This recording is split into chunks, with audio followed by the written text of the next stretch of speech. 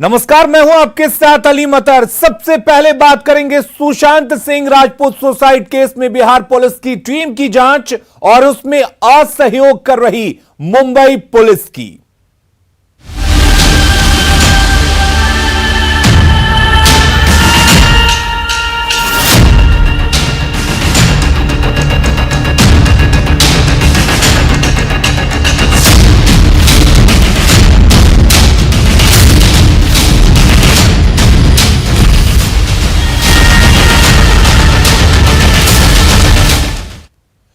तो सुशांत केस में बिहार पुलिस की ओर से रोज हो रहे खुलासे से क्या मुंबई पुलिस डर गई है या फिर कुछ ऐसा सच है जिसे छिपाने के लिए मुंबई पुलिस किसी भी हद तक जा सकती है? यह हम ऐसे ही नहीं कह रहे, बल्कि जो हालात बने हैं वो खुद इसकी गवाही दे रहे हैं।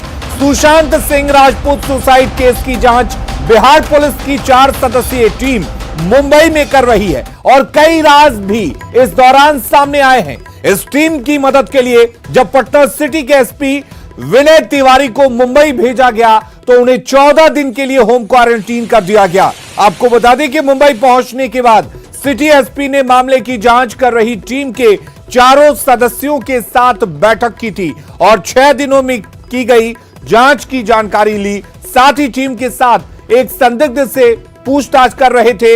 इसी दौरान रात 11 बजे के आसपास मुंबई महानगर पालिका की टीम ने कोरोना वायरस संक्रमण का हवाला देते हुए उन्हें क्वारंटीन करते हुए हाथ पर मुहर लगा दिया। बिहार के डीजीपी गुप्तेश्वर पांडे ने भी सिटी एसपी के हाथ में लगी मुहर को फोटो को ट्वीट किया है। मुंबई पुलिस पर सुशांत केस में असहयोग के आरोप यूं ही नहीं लग रहे हैं।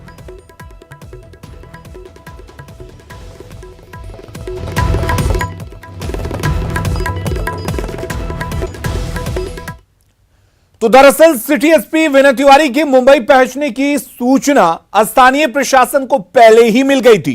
सूत्रों से मिल रही जानकारी के मुताबिक उन्हें एयरपोर्ट से ही क्वारंटीन करने की योजना थी, लेकिन मीडिया की मौजूदगी को देखते हुए अंतिम समय में यह फैसला बदल दिया गया और रात 11 बजे उन्हें जबरन क्वारंटीन कर दिया गया। इस मामले को लेकर न्यूज 18 सवाल भी उठा रहा है और सवाल यह है कि मुंबई पहुंचने के बाद ही कैसे संक्रमित हो गए विनय तिवारी।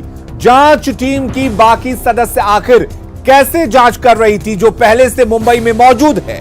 क्या केवल सिटी एसपी के लिए यह नियम है या बाकियों के लिए भी ये नियम लागू होते हैं, क्योंकि वो भी बिहार से मुंबई गए हुए थे और कई दिनों से जांच कर रहे हैं। फ्लाइट से आपको बता दें कि फ्लाइट से आने वाले 100 लोगों को आखिर क्वारंटीन क्यों नहीं किया गया? क्योंकि उस फ्लाइट में और लोग भी मौजूद थे जो दूसरे जगहों से मुंबई पहुंचे थे। सिटी एसपी को आईपीएस मेस में आखिर जगह क्यों नहीं दी गई, जबकि ऐसा नियम है कि आईपीएस मेस होता है जिसमें दूसरे जगह के अगर आईपीएस जाते हैं तो वहां उनको जगह दी जाती है। सवाल यह भी है कि लोग जो दूसरे मौजूद थे उस फ्लाइट में विनय तिवारी के अलावा उनको क्वारंटीन क्यों नहीं किया गया? क्या उनको चिन्हित कर मुंबई महानगर पालिका ने क्वारंटीन किया है? कई सवाल हैं जो न्यूज 18 लगातार उठा रहा है और बड़ा सवाल है, क्योंकि इस सवाल का जवाब शायद मुंबई पुलिस के पास नहीं है। सिटी एसपी को आईपीएस मेस में आखिर जगह क्यों नहीं दी गई? जब पहले से इस बात की सूचना थी और सूचना दी गई थी तो वो वहां क्यों नहीं रुके? चलिए अब ये 2 तस्वीरें आप देखिए। पहली तस्वीर उस वक्त की है जब पटना के सिटी एसपी विनय तिवारी मुंबई पहुंचे थे, उस वक्त की है। और आप दूसरी तस्वीर देख सकते हैं जब उन्हें कोरोना संक्रमण का हवाला देते हुए क्वारंटीन कर दिया गया था। ये तस्वीरें काफी कुछ कहती है। इतना तो जरूर साफ है कि मुंबई पुलिस बिहार पुलिस की जांच टीम से डरी हुई है कि कहीं कोई राज बाहर ना आ जाए। तभी पटना के सिटी एसपी विनय तिवारी को मुंबई पहुंचने के बाद क्वारंटीन कर दिया गया और वो भी कई घंटों के बाद क्वारंटीन किया गया।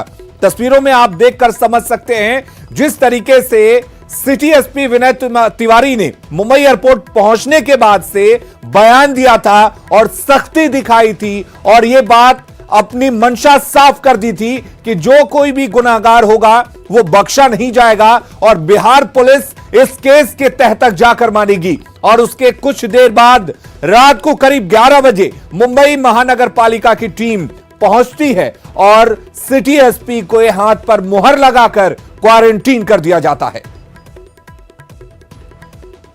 और हमारे साथ मुंबई से हमारे संवाददाता अमित राय जुड़े हुए हैं। अमित, सवाल कई हैं लेकिन सवालों का जवाब मुंबई पुलिस के पास नहीं होगा। क्या मुंबई महानगर पालिका इस बात को साफ कर पाई है कि उस फ्लाइट में जो दूसरे लोग मौजूद थे क्या उनको भी चिन्हित कर क्वारंटीन किया गया है या यह नियम सिर्फ आईपीएस विनय तिवारी के लिए था? देखिए, मुंबई महानगर पालिका ने साफ तौर पे कहा है कि जो भी गाइडलाइंस है उसके तहत ही ये कार्रवाई हुई है।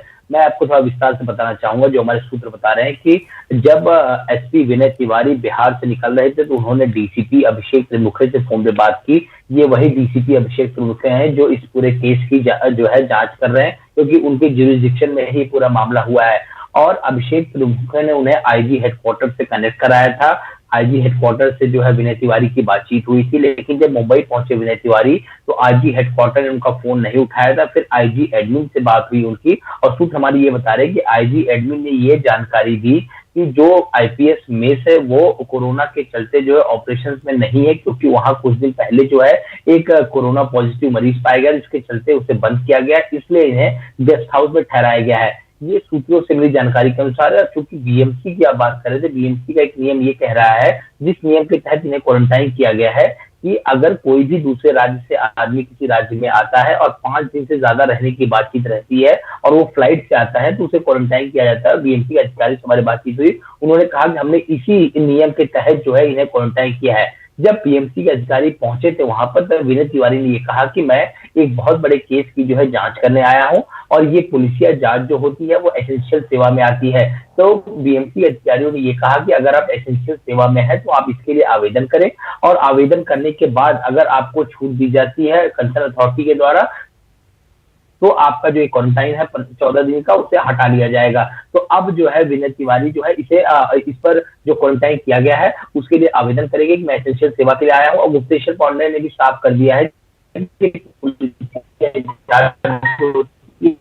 वो एसेंशियल सर्विस के अंतर्गत आती है। एक बात समझ में आती है, निश्चित तौर पे कह सकते हैं कि जांच को प्रभावित करने के हिसाब से और कहीं ना कहीं जो है जांच की कड़ी आगे न बढ़ पाए, इसे देखते हुए निश्चित तौर पे ये फैसला जो है लिया गया है। और इस पूरे फैसले की हर तरह निंदा की जा रही है, क्योंकि जिस बीएमसी ने इन्हें क्वारंटाइन किया उसी बीएमसी में बीजेपी के ग्रुप लीडर है विनोद मिश्रा, उनसे भी हमारी बातचीत हुई। उन्होंने कहा कि ये पूरी तरीके से जांच को प्रभावित करने की महाराष्ट्र सरकार द्वारा रची हुई साजिश है और इसकी हम घोर निंदा करते हैं। और जिस तरह से बिहार पुलिस का नेटवर्क आगे बढ़ रहा था, पूछताछ आगे बढ़ रही थी, निश्चित तौर पर हम कह सकते हैं कि मुंबई पुलिस के कान खड़े हो गए, क्योंकि हम देख रहे हैं जब से बिहार पुलिस मुंबई में आई हुई है पिछले एक हफ्ते से मुंबई पुलिस ने किसी सीरियस पूछताछ नहीं की है और बिहार पुलिस की हर एक मूवमेंट पे जो है नजर रखी हुई है।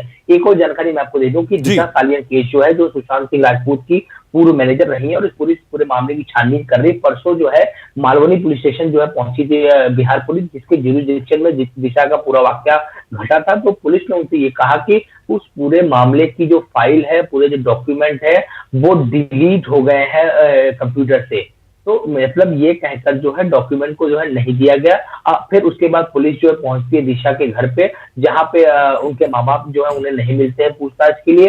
फिर उस बिल्डिंग में भी पहुंचती है जहां की 14वीं मंजिल से जो है दिशा ने छलांग लगाई थी, आत्महत्या की थी। उस वहां पे जाके कुछ सबूत इकट्ठा किए थे। अब जिस दिशा में आगे बिहार पुलिस चल रही है कि उन्होंने सिद्धार्थ पिठानी को जो है यहाँ सम्मन भेजा हुआ है। सिद्धार्थ पिठानी वो शख्स हैं जो सुशांत के घर में रहते थे, जो वाकये के समय मौजूद थे, जिन्होंने ये कहा था कि आखिरी समय में सुशांत से उनकी बातचीत हुई थी। उन्होंने सुशांत को फोन किया, फोन नहीं उठाया, चाबी वाले को बुलाया गया, उनकी बहन को इन्फॉर्म किया गया, दरवाजा खोला गया और सुशांत जो है पंखे से लटके मिले थे और उनकी डेड बॉडी को भी सिद्धार्थ ने ही नीचे उतारा था। और एक और महत्वपूर्ण जानकारी दे दूं कि जो आखिरी समय में 2 सिम जो है सुशांत यूज कर रहे थे, उसमें से एक सिम जो था वो सिद्धार्थ के नाम पे था।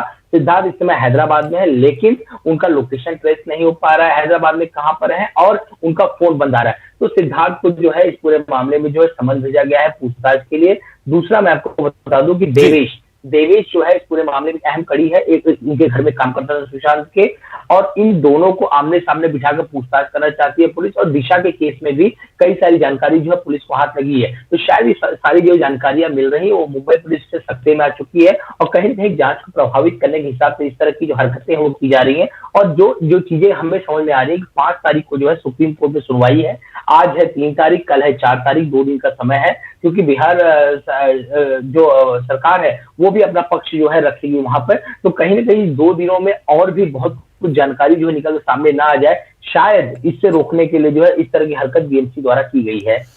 बिल्कुल अमित, मंशा साफ है, बने रहिए आप हमारे साथ, हम लगातार आपसे जुड़े रहेंगे और जानकारी लेते रहेंगे। तो मंशा यहां पर साफ है कि मुंबई पुलिस किसी न किसी को बचाने की कोशिश कर रही है, पूरे मामले पर लीपापोती करने की कोशिश कर रही है, क्योंकि जिस बारीकी से बिहार पुलिस की टीम मुंबई पहुंचकर जांच कर रही थी, उससे एक बात साफ था कि कुछ ना कुछ राज जल्द बाहर आने वाला है। बड़ी खबर इस वक्त हम आपको बता दें कि मुंबई में बिहार पुलिस की टीम के साथ जारी असहयोग पर बिहार पुलिस के महानिदेशक गुप्तेश्वर पांडे गंभीर नजर आ रहे हैं। आज वे महाराष्ट्र के डीजीपी से इस मुद्दे पर बात करेंगे। इसमें बिहार पुलिस की जांच टीम को किया जा रहा असहयोग और सिटी एसपी विनय तिवारी को क्वारंटीन किए जाने का मुद्दा प्रमुख हो सकता है। इसके साथ ही पटना पुलिस मुख्यालय में विभाग के आला अधिकारियों के साथ भी डीजीपी की बैठक होगी, जिसमें सुशांत मामले में अब तक की कार्रवाई के साथ ही आगे की रणनीति पर भी मंथन होगा। और अब हम आपको सुनवाते हैं बिहार के डीजीपी गुप्तेश्वर पांडे का वो बयान, जिसमें उन्होंने मुंबई पुलिस पर सुशांत सुसाइड केस में जानबूझकर असहयोग का आरोप लगाया था, जिसकी पुष्टि सुशांत केस की जांच में अब तक की कार्रवाई से होती भी है। इसको बांद्रा डीसीपी से टीम मिली, डीसीपी साहब ने बताया डीसीपी डिटेक्टिव 1 से आपको मिलना पड़ेगा। 29 को उन्होंने सलाह दिया, 29 को हमारी टीम के लोग गए डीसीपी डिटेक्टिव 1 से मिलने के लिए। 5 घंटे वेट किए, मुलाकात नहीं हुई और उसके बाद कभी भी मुलाकात नहीं हुई। दिक्कत यह है, तब हमने एसएसपी पटना को कहा आप बात करो, मेल किया, बात किया और एसएसपी पटना के इंटरफेयर करने के बाद फिर डीसीपी डिटेक्शन 1 से परसों शाम को हमारे टीम के लोगों की औपचारिक भेंट हुई, सूचनाओं का आदान प्रदान हुआ। हमारी टीम ने उनको दिया, हमको ये जानकारी चाहिए, ये इन्फॉर्मेशन चाहिए, ये डॉक्यूमेंट चाहिए। लेकिन बात तो अच्छे से हुई, लेकिन हमको कुछ मिला नहीं और आज तक नहीं मिला है। तो ये सब चीज़ें जब मिलेंगी उसके बाद इन्वेस्टिगेशन में तेजी आएगी, प्रगति होगी। हमारे पास तो एफएसएल की रिपोर्ट नहीं है, हमारे पास इंक्वेस्ट रिपोर्ट नहीं है, हमारे पास पीएम रिपोर्ट नहीं है, हमारे पास तो फोटोग्राफी नहीं है, वीडियोग्राफी नहीं है, सीसीटीवी फुटेज नहीं है घटनास्थल का। 40 से अधिक लोगों का इंट्रोगेशन हुआ है या स्टेटमेंट लिया गया है मुंबई पुलिस के द्वारा, क्या सवाल पूछे गए, क्या जवाब मिला, क्या सूचना उनसे मिली, ये कोई सूचना नहीं। तो बिल्कुल डीजीपी गुप्तेश्वर पांडे के बयान से साफ है कि वो इस मामले को लेकर काफी गंभीर हैं और इस गंभीरता को लेकर आज कई बैठक पटना में हो सकती है। हमारे साथ हमारे सहयोगी रवि एस नारायण इस वक्त पटना से जुड़े हुए हैं, साथ ही अमित राय हमारे साथ इस वक्त मुंबई से जुड़े हुए हैं। रवि, आपसे जानना चाहेंगे, डीजीपी गुप्तेश्वर पांडे, ये बात तो साफ है कि काफी गंभीर है इस मामले को लेकर, इस केस को लेकर और इस जांच को लेकर, लेकिन मुंबई पुलिस की गंभीरता कहीं भी नहीं दिखती। क्या कुछ आज पटना में हलचल रह सकती है, खासकर अगर हम बात करें पुलिस मुख्यालय की? तो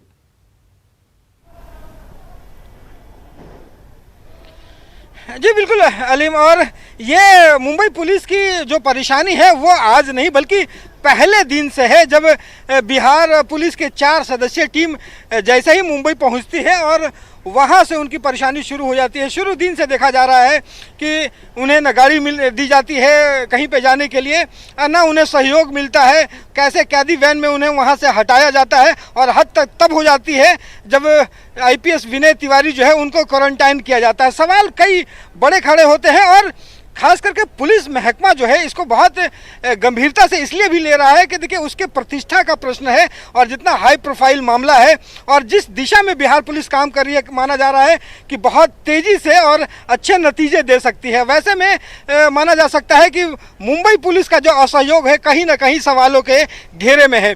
आज माना जा रहा है कि जो गुप्तेश्वर पांडे हैं डीजीपी, वो एक बड़ी बैठक कर सकते हैं अधिकारियों के साथ और मुंबई पुलिस के जो डीजीपी है उनसे उनकी बात हो सकती है। इनका कहना है कि किसी भी तरीके से जो है बिहार पुलिस का जो मोराल है वो कम नहीं होने दिया जाएगा। अगर आपको विनय तिवारी की घटना की अगर बात करें तो यहाँ पे राजनीतिक हलकों में इसे बिहार के अस्मिता का प्रश्न माना जा रहा है। जदयू हो, आरजेडी हो, उन्होंने सीधा सवाल खड़ा किया है कि ये बिहार सरकार ही नहीं बल्कि यह बिहार पुलिस कह लीजिए, पूरी बिहार अस्मिता जो है उससे जुड़ा हुआ मामला है। और एक स्टार जो अभिनेता है उसकी अगर संदेहास्पद स्थिति में मौत होती है तो उसको जांच करने से आखिर परेशानी क्यों हो रही है मुंबई पुलिस को।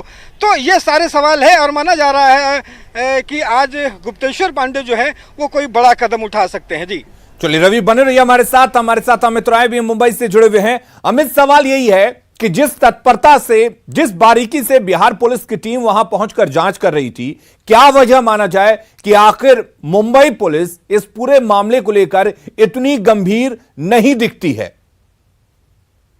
देखिए, ऐसा है कि इसके पहले जब मुंबई पुलिस जांच कर रही थी तो उसका सीधा टारगेट ये था कि बॉलीवुड था, नेपोटिज्म था, भाई भतीजावाद की बात थी, इस एंगल से उनकी जांच चल रही थी। लेकिन जिस तरह से के सिंह ने जो है पटना में एफआईआर दर्ज कराई और कई सारी बातों को जो है चिन्हित किया, ये सारी बातें मुंबई पुलिस को जानकारी नहीं थी, ऐसा मुंबई पुलिस का आरोप है। जब पूरा मामला हुआ उसके बाद हमारे कुछ वरिष्ठ आईपीएस अधिकारियों से बातचीत भी हुई तो उनका साफ तौर पे कहना है कि जो जानकारी उन्होंने वहां शेयर की वो इन्होंने यहाँ शेयर क्यों नहीं की, क्योंकि जिस दिन सुशांत की मौत हुई थी उसी के सिंह मुंबई आए थे और अंतिम संस्कार होने के बाद जो है पुलिस से उनकी 2 घंटे बातचीत भी हुई थी, उसके बाद वो पटना रवाना हुए थे। तो आखिरकार ये सब चीजें उस समय शेयर क्यों नहीं की। दूसरा आरोप ये लगाया था मुंबई पुलिस ने नीतू सिंह, जो उनकी बहन मुंबई के गोरेगांव इलाके में रहती है, एक बार उनसे पूछताछ करने के लिए बुलाया गया, वो आई लेकिन उन्होंने इस बात की जानकारी नहीं दी। उसके बाद 3 से 4 बार मुंबई पुलिस ने उन्हें बुलाया लेकिन वो पूछताछ के लिए नहीं पहुंची। तो आखिरकार परिवार का सदस्य पूछताछ के लिए क्यों नहीं पहुंचा और जानकारी क्यों नहीं दी गई। और लगातार सरकार यही कह रही है कि मुंबई पुलिस सही दिशा में जांच करी। कल भी हमने देखा कि हाई लेवल की मीटिंग जो है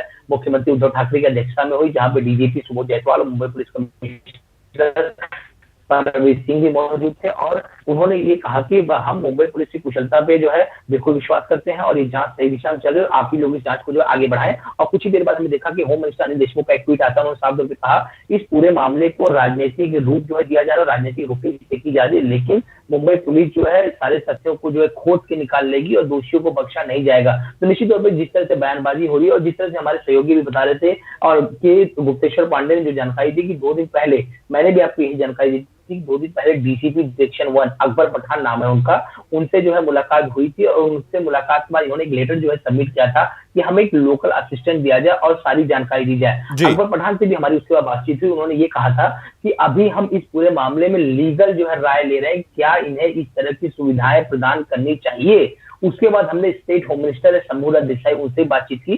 शंभूराज देसाई ने भी न्यूज 18 से बातचीत की। उन्होंने ये बताया कि अभी हम पहले लीगल पहलुओं पे जो है जोर दे रहे हैं। आखिरकार जिस तरह से बिना इन्फॉर्म किए 4 अधिकारी बिहार के आके अपने पैरेलल जांच कर रहे हैं, तो क्या ये जांच करने का अधिकार इनको है या नहीं है, पहले ये लीगल ओपिनियन लेंगे, उसके बाद मदद करना है या नहीं करना उस पर ध्यान देंगे। यानी कुल मिलाकर देखा जाए तो महाराष्ट्र सरकार जो है बिहार पुलिस की जांच में बिल्कुल भी मदद नहीं कर रही और ना ही उनका करने का कोई उद्देश्य भी दिखाई दे रहा है। चलिए अमित, आप हमारे साथ बने रहिए। रवि एस नारायण भी हमारे साथ लगातार बने हुए हैं। इस बड़ी खबर पर हम लगातार अपनी नजर बनाए रखेंगे क्योंकि सवाल कई हैं और सवाल का जवाब मुंबई पुलिस को देना होगा, क्योंकि कहीं ना कहीं जिस तरीके से मुंबई पुलिस बिहार पुलिस को सहयोग नहीं कर रही है, बिहार पुलिस को जांच करने से रोक रही है, मुंबई पुलिस की मंशा पर सवाल जरूर उठते हैं। न्यूज 18 लगातार इस सवाल को उठाता रहेगा। बने रहिए हमारे साथ।